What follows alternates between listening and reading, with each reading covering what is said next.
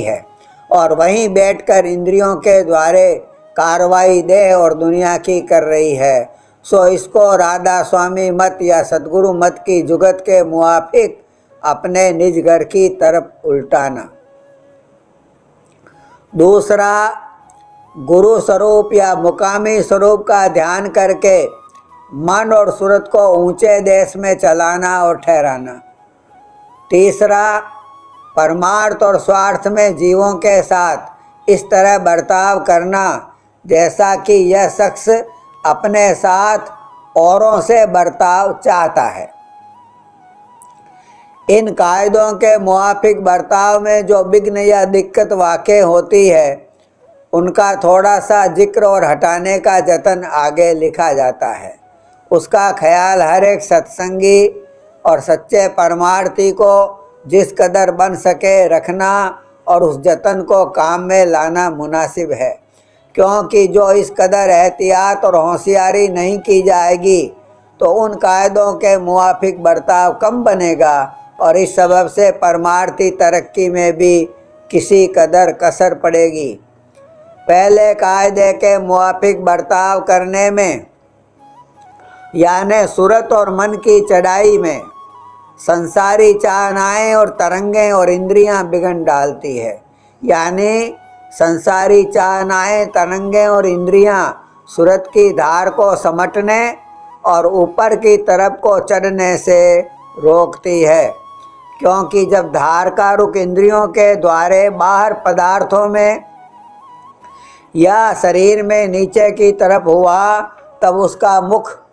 ऊपर की तरफ मोड़ना और चढ़ाना मुश्किल होगा।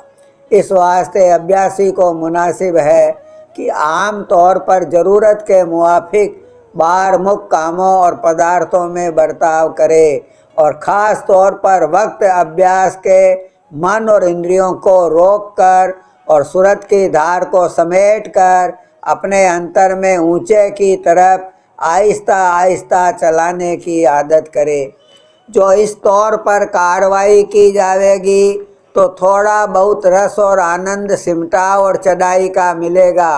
और फिर इसी तरह कार्रवाई जारी रखने और उसको आहिस्ता आहिस्ता बढ़ाने से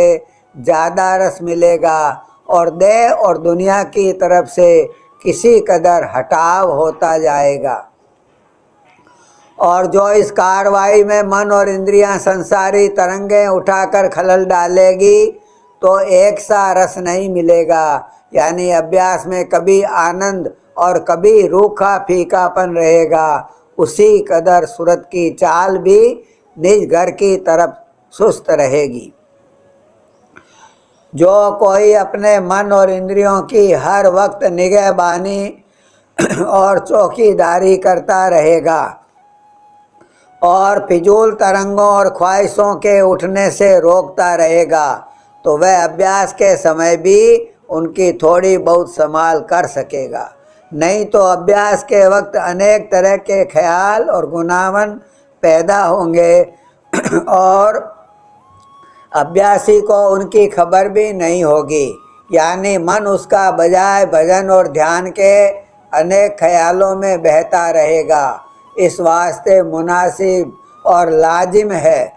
कि जिस कदर बन सके अभ्यास के वक्त मन और इंद्रियों की रोक और संभाल जरूर की जावे, ताकि थोड़ा बहुत रस भजन और ध्यान का मिलता रहे और फिर उसमें आहिस्ता आहिस्ता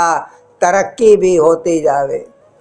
दूसरे कायदे के बर्ताव में इस कदर एहतियात चाहिए कि वक्त ध्यान और भजन के पहले स्वरूप का ख्याल करके उसको अपने सन्मुख रखे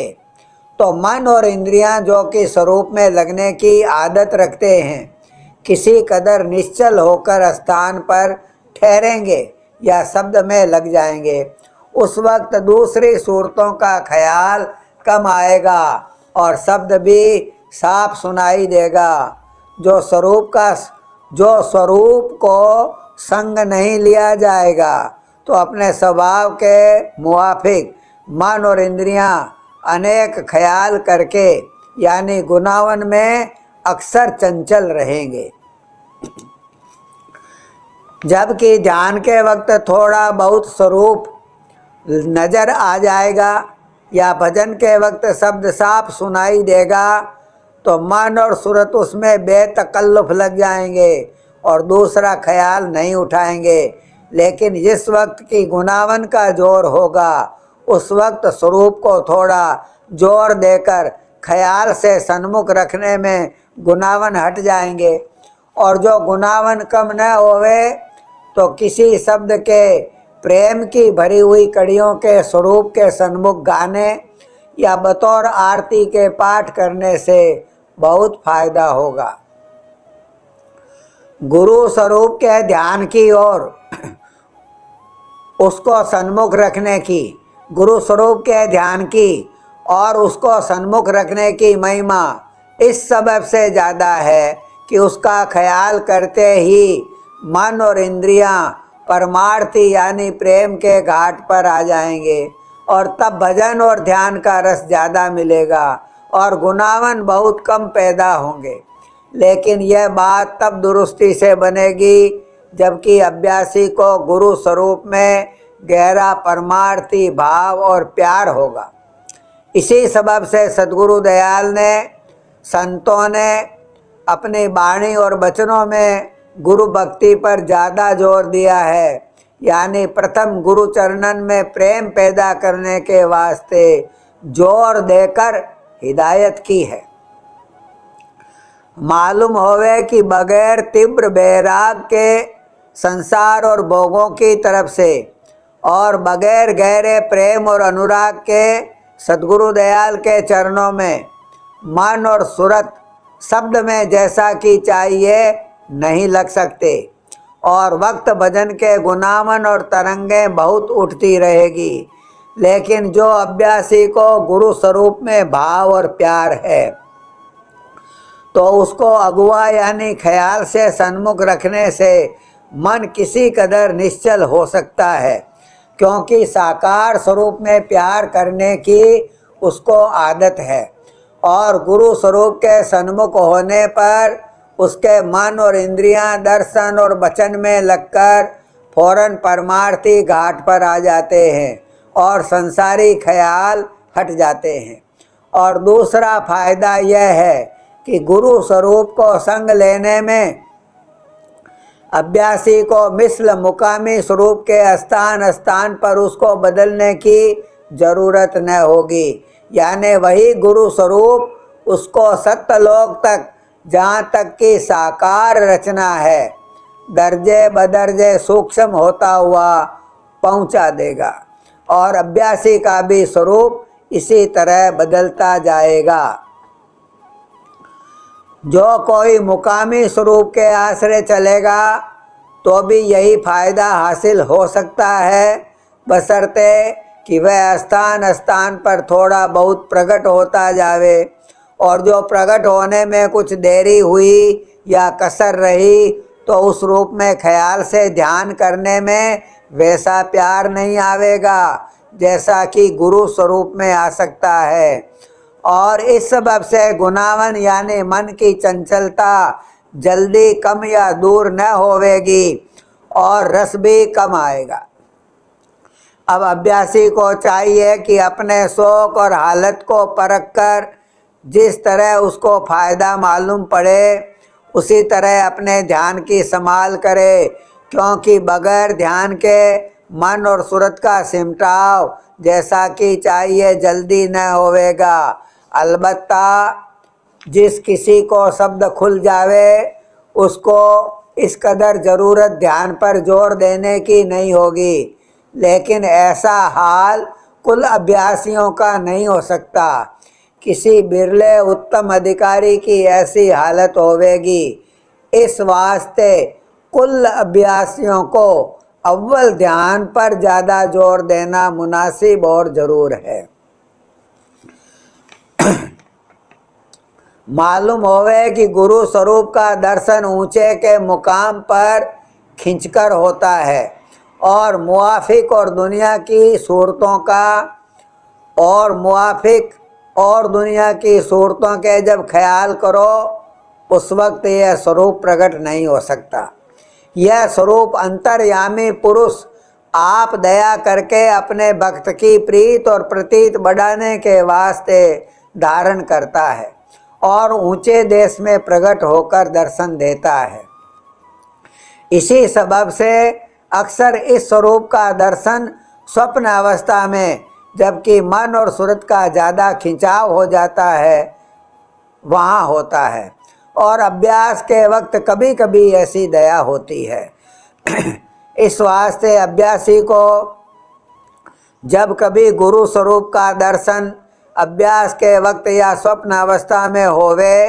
तो उसको खास दया मालिक की समझना चाहिए और उसी स्वरूप को चित्त में धारण करके अभ्यास के वक्त उसका ध्यान करना चाहिए। तीसरे कायदे के मुआफिक बर्ताव करने से अभ्यासी प्रेमी को उसकी परमार्थी कार्रवाई और संसारी व्यवहार में बहुत फायदा हासिल होवेगा। यानी उसके हाथ से किसी को किसी किस्म की तकलीफ या दुख नहीं पहुंचेगा और जो कि परमार्थियों को हिदायत है कि जहाँ तक बन सके या मुनासिब होवे परमार्थी जीवों के साथ दीनता और प्यार और दया भाव के साथ बर्ताव करें और आम जीवों के साथ दया भाव रखें। तो इस तरह बर्ताव करने से सबकी प्रसन्नता हासिल होगी और मालिक भी प्रसन्न होकर भक्ति और प्रेम की बख्शीश करेंगे और दिन दिन हालत बदलती जाएगी और झगड़े रगड़े और ईर्षा और विरोध वगैरह परमार्थ की कार्रवाई में विघ्न नहीं डालेंगे और हृदय उसका दिन दिन शुद्ध और कोमल होता जाएगा और मालिक के चरणों के प्रेम से भरता जाएगा। जो परमार्थी का थोड़ा धन का नुकसान भी हो जावे और झगड़ा रगड़ा विरोध हट जावे तो ऐसे नुकसान की बर्दाश्त करना मुनासिब है और सख्त सुस्त और तान के वचन को सहना और क्षमा करके एवज यानी बदला न लेने में परमार्थी का ज़्यादा फायदा है। बनिस्बत इसके कि ओछे और क्रोधी आदमियों से मुकाबला करना और तकरार बढ़ाना। खुलासा यह है कि परमार्थी को इस बात की एहतियात जरूर चाहिए कि जिसमें उसका मन संसारी मामलों के सबब से चिंता में न पड़े